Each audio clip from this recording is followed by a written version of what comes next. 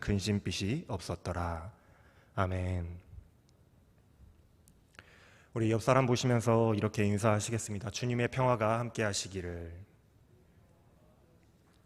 네, 주님이 주시는 평화가 여러분들과 늘 함께 하시기를 바랍니다. 날이 갈수록 우리 청년들의 삶이 고달파진다, 힘들어진다라는 이야기들이 많이 들려옵니다. 신문이나 뉴스에서 연일 그 심각성에 대해서 굉장히 많이 떠들어대며 정부에서는 이런저런 대안들을 내놓고는 있지만 실제로 우리들이 느끼기에는 턱없이 부족하기만 하죠. 과연 이 시대의 청년들에게 희망은 있는가? 엄청난 이 부동산 가격 상승으로 우리의 월급으로는 내 집 마련을 하려면 100년도 더 넘게 걸린다는 말이 들리고, 일자리 찾기도 너무 힘들고 좋은 직장 잡기가 너무 어려워서 집은 물론이고 결혼도 포기하고 또 출산도 포기하는 일들이 우리 주변에 많이 일어나고 있습니다.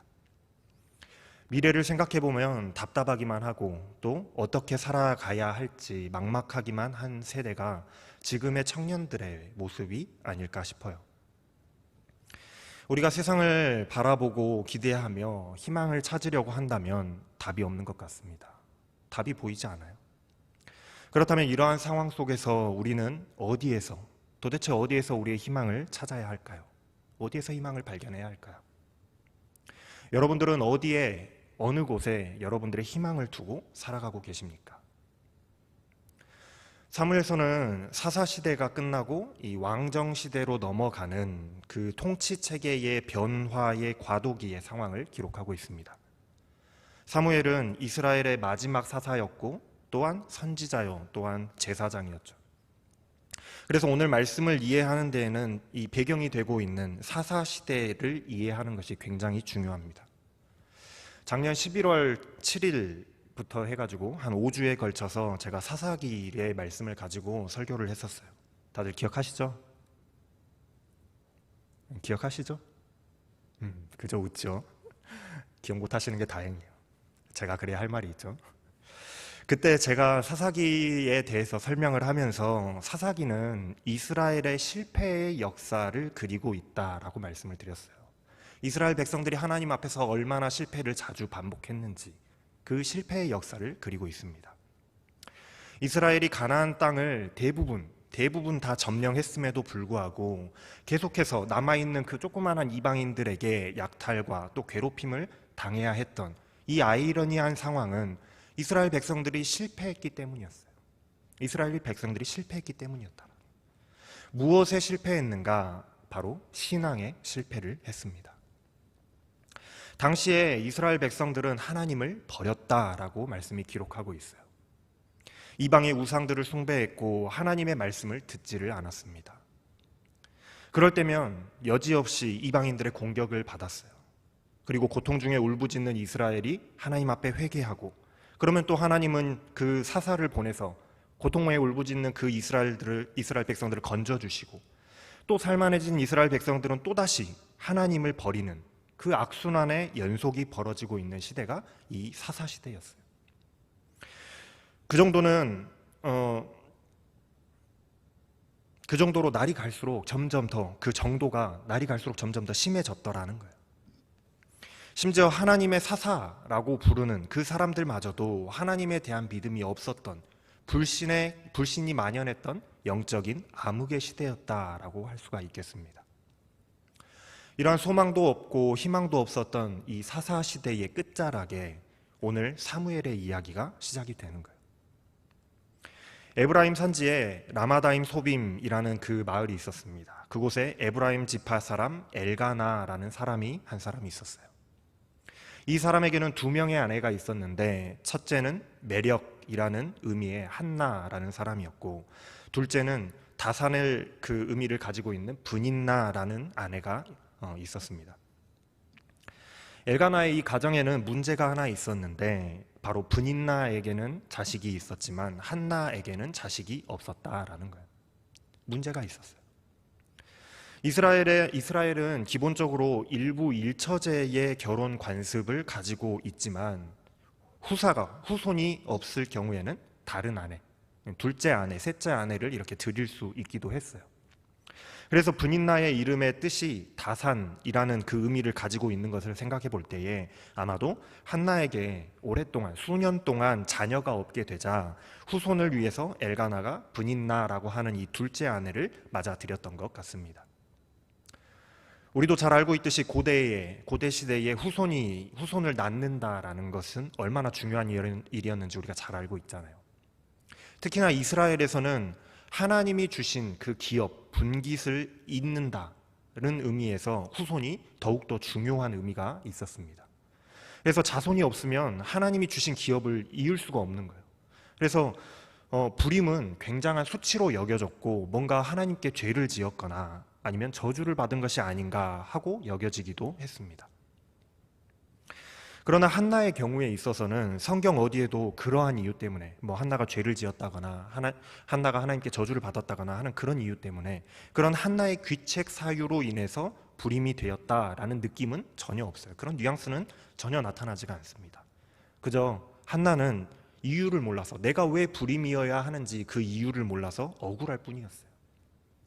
그러나 우리가 성경의 다른 경우들을 한번 생각해보면 이 비슷한 경우들을 생각해보면 아브라함의 아내 사라가 그랬고 야곱의 아내 라헬이 그랬고 삼손의 엄마가 그랬고 또 세례 요한도 그러했듯이 모두가 하나같이 이 불임이라는 문제로 인해서 고생을 했거든요. 고통을 당했어요.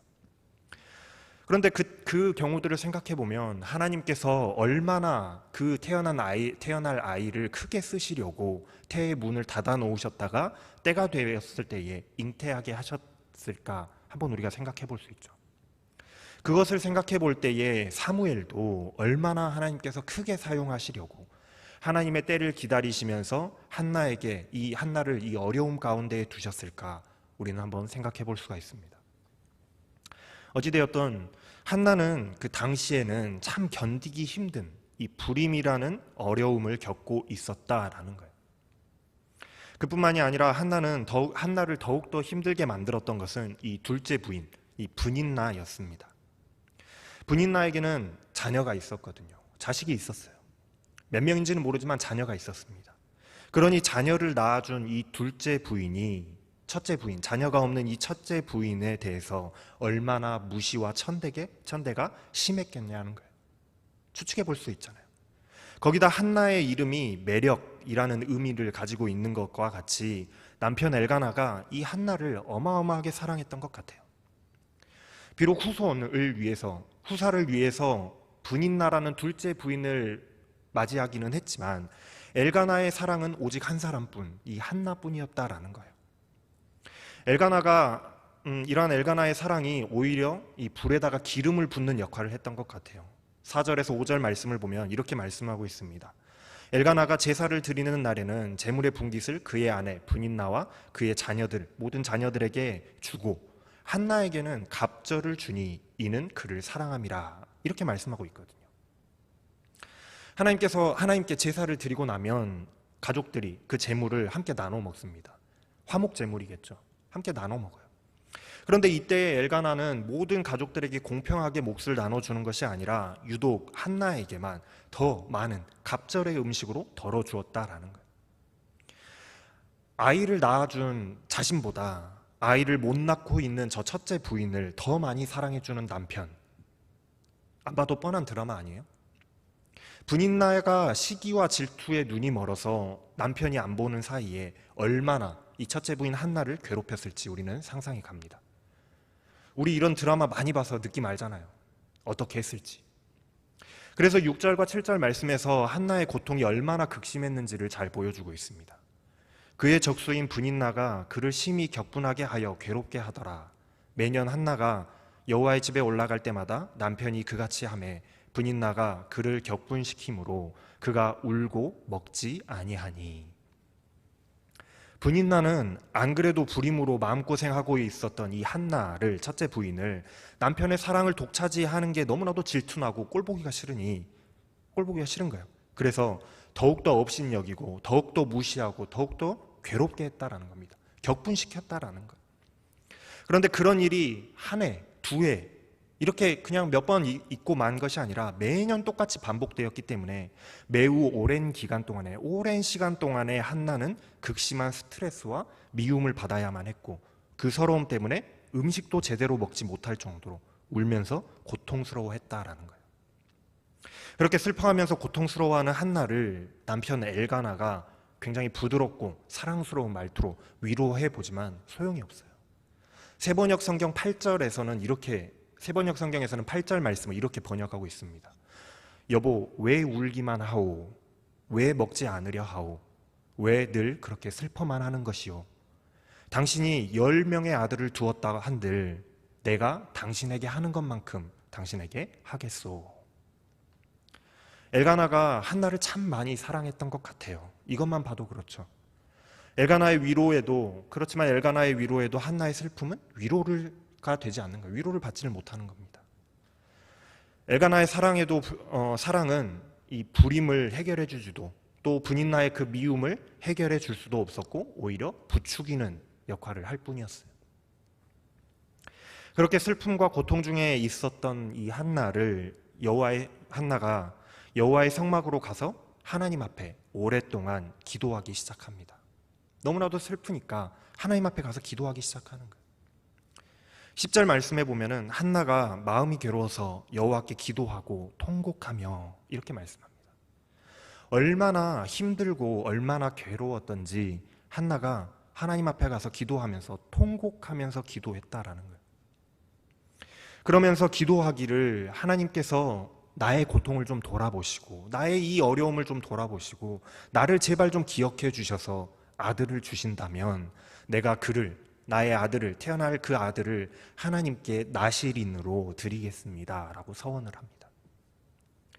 그때 한나가 오랜 시간 동안 통곡하면서 기도하고 있었던 그 모습을 그 당시에 제사장이었던 또 사사였던 엘리가 그 모습을 봤어요. 엘리는 성막 문가에 의자를 놓고 앉아 있었거든요. 그런데 한나가 말을 하지 않고 소리를 내지 않고 입술만 딸싹딸싹 거리면서 뭔가를 혼자 중얼거리면서 기도하는 겁니다. 전 뭔가를 혼자 중얼거리고 있어요. 고통 중에 몸부림치며 통곡하고 있지만 소리내어 기도하지 않고 중얼거리는 이 여인의 모습이 엘리 제사장이 보기에는 그저 그냥 술 취한 사람, 술 취해서 그냥 술주정하는 사람의 모습으로 보였던 것 같아요. 그래서 엘리 제사장은 한나를 꾸짖습니다. 언제까지 네가 취해 있을래? 포도주를 좀 끊어라. 술 좀 끊어라. 이런 엘리 제사장의 꾸짖음에 한나는 자신의 상황을 설명합니다. 내가 술에 취한 것이 아니라 마음이 너무 슬프고 또 너무 고통스러워서 하나님 앞에 내 심정을, 내 이 고통스러운 마음을 마구 쏟아 넣는 것 뿐입니다. 그러니 나를 악하고 쓸모없는 여자로 여기지 마십시오. 내가 얼마나 원통하고 속이 타면 이렇게 하겠습니까? 한나의 변명을 들은 이 엘리 제사장이요, 그제서야 아주 그냥 상투적인 축복의 말을 해줍니다. 평안히 가라. 하나님께서 네가 기도한 것을 들어주시기를 내가 원한다. 영혼이 없어요. 그런데 이 영혼 없어 보이는 엘리 제사장의 축복이었지만은 한나는 이것을 하나님의 응답으로 받아들였던 것 같습니다. 18절 오늘 마지막 말씀에 당신의 여종이 당신께 은혜 입기를 원하나이다 하고 가서 먹고 얼굴에 다시는 근심빛이 없었더라 하고 말씀하고 있어요. 엘리 제사장의 축복의 말씀에 아멘 하고 믿음으로 돌아가서 근심 걱정이, 지금까지 가지고 있었던 그 근심 걱정, 나를 고통스럽게 하던 그 근심 걱정이 다 해결된 사람처럼 먹고 또 마시며 살아갔더라는 거예요. 지금껏 극심한 스트레스와 고통으로 음식조차 먹기 힘들어서 괴로워했던 그 한나가 이제는 먹고 마시기 시작하는 거예요. 얼굴에 근심이 한가득이었던 그 한나가 이제는 얼굴에 근심이 없는 일상생활을 하게 되었다라고 말씀하고 있어요. 사실 한나의 근심과 걱정이 해결된 건 아니었거든요. 엘리 제사장이 그렇게 말했지만 해결된 건 아무것도 없었어요. 아마도 이 이후에도, 기도하고 집에 돌아간 그 이후에도 매일 똑같은 일들이 반복되었을 겁니다. 이전과 똑같이 다를 바 없이 분인나의 무시와 괴롭힘이 계속되었을 거라는 거예요. 그러한 한나의 모든 근심, 그런데 한나는 그 모든 근심과 걱정이 모두 다 해결된 것처럼 평안했다라는 거예요. 사사시대 말기에는 그리고 실제로 두세 달 안에 한나가 그 기도를 마치고 집에 돌아간 지 두세 달 안에 한나는 실제로 사무엘을 잉태하게 됩니다. 그리고 다음에 명절이 오기 전에 그 1년이 되기 전에 사무엘을 낳게 돼요. 응답을 받은 거죠. 사사시대 말기는 이스라엘에게 있어서 영적인 암흑시대와도 같았습니다. 당시의 대제사장이요 또 사사였던 이 엘리만 봐도 알 수가 있어요.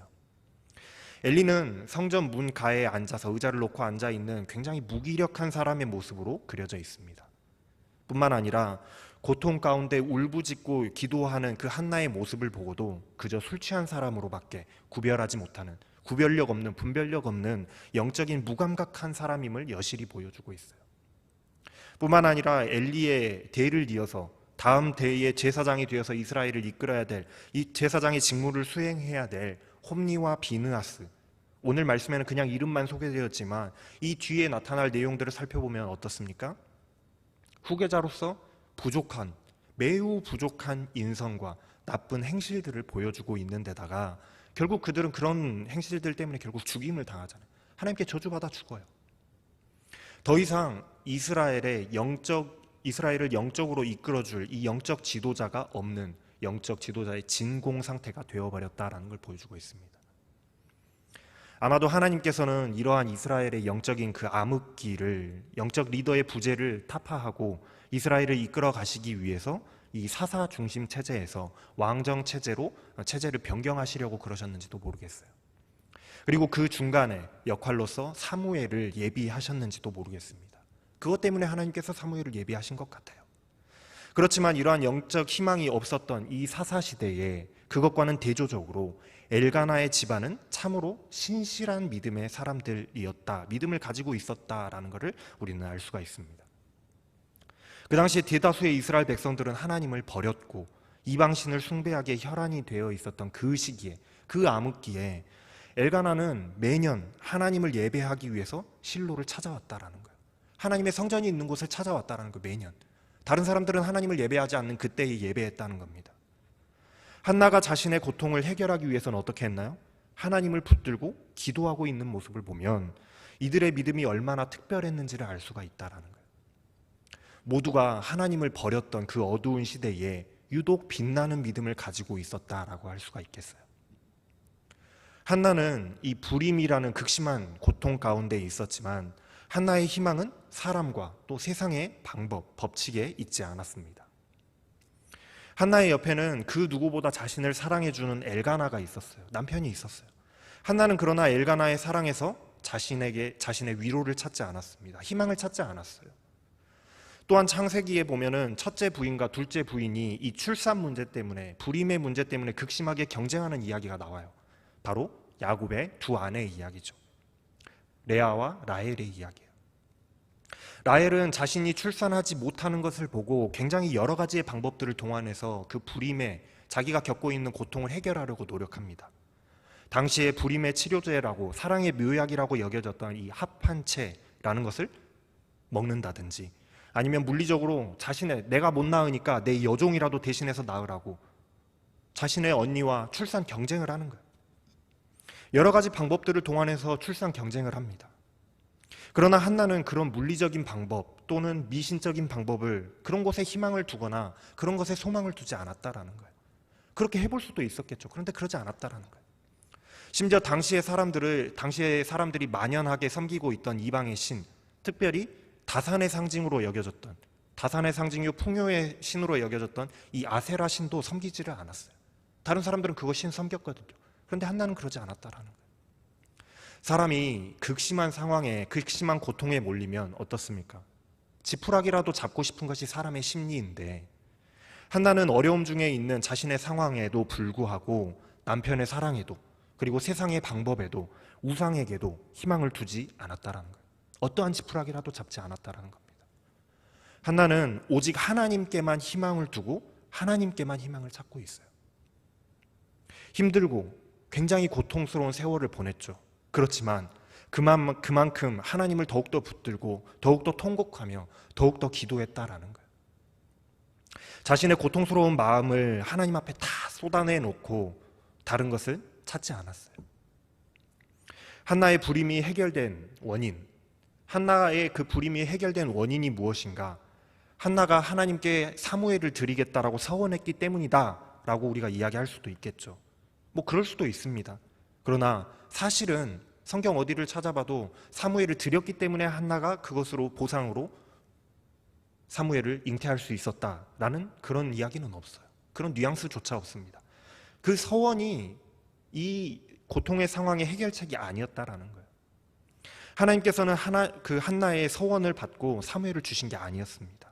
단지 한나의 믿음이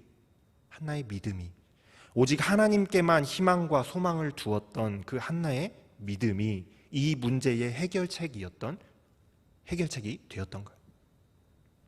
한나는 자신을 알아봐 주지 못하는 영적으로 굉장히 무능했던 그 제사장 엘리의 진심 없는, 영혼 없는 그 축복의 메시지를 하나님의 응답으로 여기면서 믿고 확신했어요.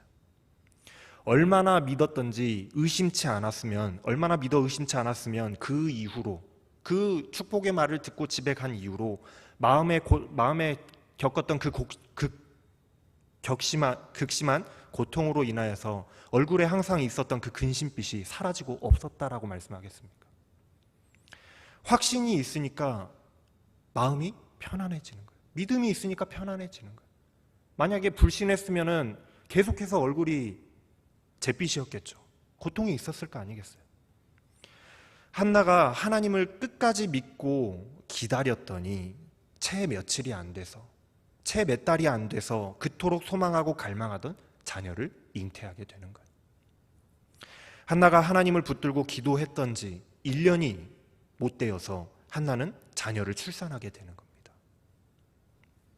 여러분, 하나님께서는 이스라엘의 그 영적 암흑 상태였던 이 사사 시대에 다시 한번 이스라엘을 올바른 길로 인도하시고 그 영적인 구렁텅에서 건져내기 위해서 위대한 이스라엘의 마지막 사사요, 하나님의 말씀을 대언하는 선지자요, 영적인 지도자요, 제사장인 이 제사장을 예비하시기 위해서 지금까지 그 때를 기다리게 하셨는지도 모르겠어요. 하나님의 계획과 방법이 실현될 이 적절한 타이밍을 하나님께서는 기다리게 하셨던 거죠. 물론 한나는 하나님의 뜻과 하나님의 때가 언제였는지 다 알 수는 없었을 겁니다. 그러니까 고통스러워했겠죠. 하나님 도대체 언제입니까? 고통스러워했을 거예요. 그래서 내가 왜 이 고통을 받아야 하는지 원인을 알 수 없었을 것이고, 그래서 그 속에서 오랜 시간 눈물로 세월을 보내야 했고 고통을 당해야 했다라는 거죠. 그러나 그럼에도 불구하고, 그 고통의 상황 속에서도 불구하고 한나는 희망을 다른 곳에 두지 않았다라는 거예요. 다른 곳에 희망을 두지 않았습니다. 남편도 아니었고 여러 가지 방법과 편법, 미신도 아니었고 이방의 우상도 아니었습니다. 세상의 사람들은 이미 하나님을 버리고 떠났고 하나님을 믿는 신앙에서 떠나서 우상을 섬기는 그런 시대였지만, 한나는 오직 하나님께만 소망을 두고 하나님께만 희망을 찾는 신실한 믿음의 사람이었다라는 거예요. 그 믿음이 달랐다는 겁니다. 이런 믿음의 사람이 하나님의 사랑을 받게 되는 거예요. 이런 믿음의 사람이 하나님의 사랑을 받습니다. 사랑하는 영도 청년 여러분, 우리가 세상을 살아가다 보면요, 내가 하나님을 믿는 사람이라고 할지라도, 내가 신앙인이라고 할지라도 계속되는 어려움과 고통, 끝이 보이지 않는 그 어두운 터널과 같은 문제들 앞에서, 그런 문제들을 우리가 맞닥뜨리게 되면 나의 희망을 도대체 어디서 찾아야 하는가, 우리는 깊은 고민에 빠지게 됩니다. 그리고 거기서 고통을 당하게 돼요. 이렇게 하면 될 것 같고, 저 사람이 나에게 도움을 줄 것 같고, 심지어 그러다 보면 점을 보러 가야 되나, 무당을 한번 찾아가 볼까, 그런 유혹도 찾아오기도 하죠. 너무나도 답답하니까 이것도 해보고 저것도 해보고 뭐라도 좀 해보자. 뭐라도 해보지 않으면 내 마음이 편해지지 않을 것 같아서 지푸라기라도 한번 잡아보자. 아마 그런 마음이 들 겁니다. 그러나 오늘 말씀은 우리에게 보여주고 있습니다. 어떤 사람들은 뭐 코인으로, 또 어떤 사람들은 주식으로, 또 어떤 사람들은 로또를 기대하면서 인생 역전을 꿈꾸며 거기에 희망을 두고 살아갑니다. 그러나 세상 모두가 다 그렇다고 할지라도, 세상 모든 사람들이 그것이 옳다고 그것을 쫓아간다고 할지라도 결국 우리의 희망은 오직 하나님께만 있다는 사실을 여러분들이 믿으시길 바랍니다. 하나님의 때가 이르고 하나님의 계획이 실현되는 그 날이 오면은 지금의 우리가 받는 고통이 변해서 기쁨이 되고, 또 지금의 슬픔이 변하여 감사가 되는 일들이 우리의 삶 가운데 반드시 일어날 겁니다.